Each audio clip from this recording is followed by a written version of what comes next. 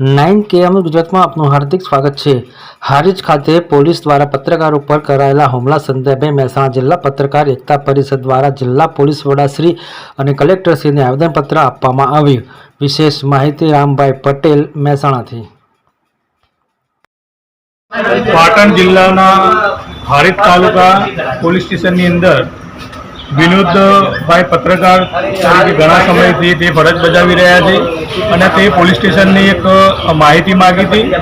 એ બાબતે એક પોલીસ કર્મી કે જે લાલા નામથી જાણીતો છે, એની હેન્ડીકેપ હોવા છતાં એનું ધ્યાન ન રાખ્યું અને એના ઉપર બહુ ગંભીર હુમલો કરવામાં આવ્યો છે।